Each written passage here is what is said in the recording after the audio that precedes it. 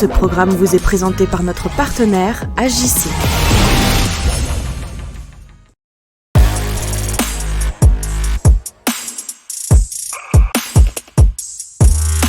Place à la 8e génération du T-Max. Dévoilé à Milan, nous l'essayons aujourd'hui sur les routes de Valencia, Espagne.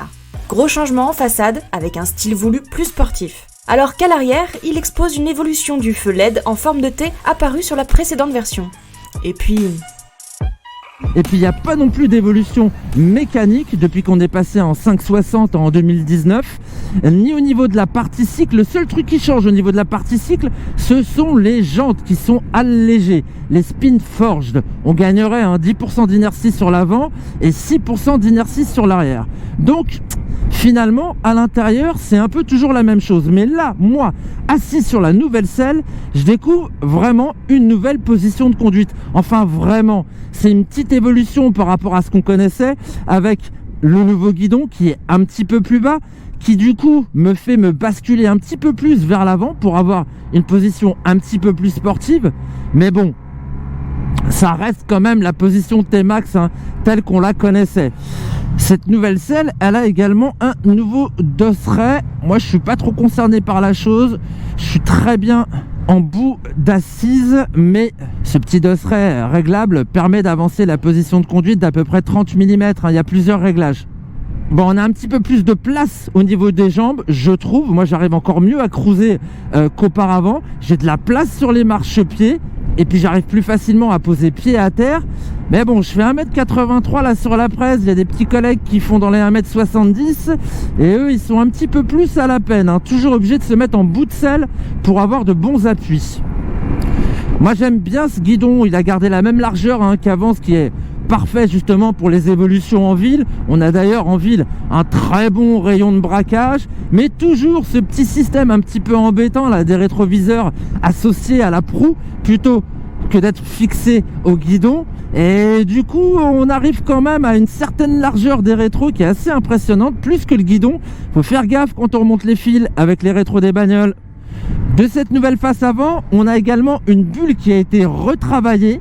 Et cette bulle, lorsqu'elle est à son point le plus haut, elle protège vraiment bien. Moi, j'ai vraiment que le haut du casque qui est en proie au flux.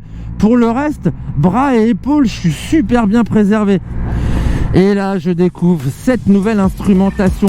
C'est un écran TFT couleur de 7 pouces qui propose 3 ambiances sur fond noir, avec une évolution de la teinte en fonction du mode de conduite choisi, T pour touring ou S pour sport. Connecté bien entendu, il propose la navigation avec l'app Garmin Motorize. Il est protégé par une casquette, mais reste encore sensible aux rayons du soleil. Complet, sur les commodos rétroéclairés du T-Max, on fait varier ses informations via un nouveau joystick à main gauche.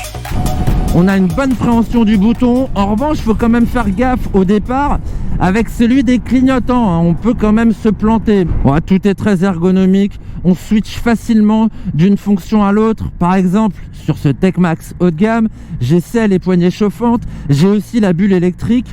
Tout se fait très très facilement à partir de ce bouton de joie, de ce joystick, comme on dit de l'autre côté de la Manche. Bon, position sport, mais toujours confort, parce que la selle, elle est plutôt bien née, elle est assez moelleuse, et surtout parce que les suspensions travaillent superbement bien. Ces suspensions qui auraient sensiblement évolué avec des nouveaux réglages des ressorts. Suspension, ça m'amène à vous parler de son comportement routier qui n'a pas changé. On comprend tellement que ce soit la référence des Maxi Scoot. Ça, c'est grâce à la rigueur du châssis en aluminium. Il est agile, il est très agile, il est assez vif aussi, le train avant de ce T-Max 2022, train avant qui est hyper bien posé, c'est très rassurant.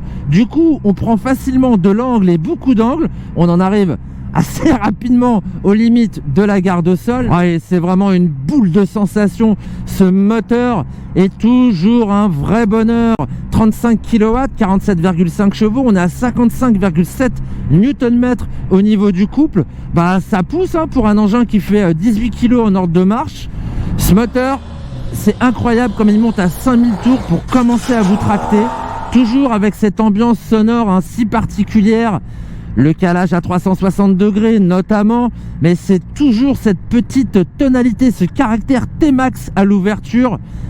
Oh là là, on accélère.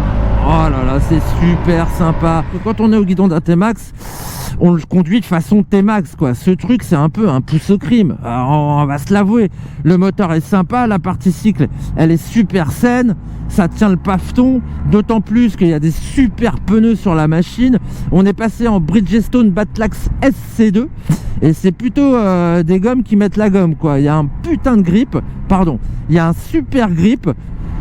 Autre élément qui n'a pas changé, et c'est tant mieux, c'est le système de freinage.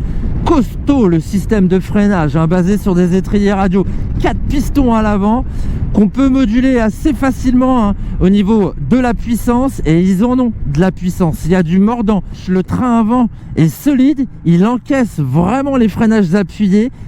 L'arrière ne s'actionnera pas seul, sous peine de déclencher assez rapidement l'ABS. L'arrière, faut qu'il travaille avec l'avant de concert pour asseoir la machine. Ça reste toujours un engin à sensation. Alors aussi bien soit-il, est-ce qu'il vaut son pesant de cacahuètes? C'est dur de dire oui quand même, parce qu'à 12 699 € la version de base et 14 799 € là pour mon Tech Max du jour, dis donc, c'est un sacré investissement. C'est en effet le plus cher du marché. Les Honda Forza 750, 11 649 € et XADV 750, 12 299 €, sont plus abordables, mais il y a encore meilleur marché chez les compétiteurs taïwanais. Chez Kymco avec l'AK 550 ou chez Sim avec le Maxim 508 TL. Maintenant, malgré son tarif élitiste, le King résiste à la concurrence depuis 2 décennies. Si ce n'est peut-être pour sa nouvelle identité, nous ne voyons pas pourquoi cela changera en 2022.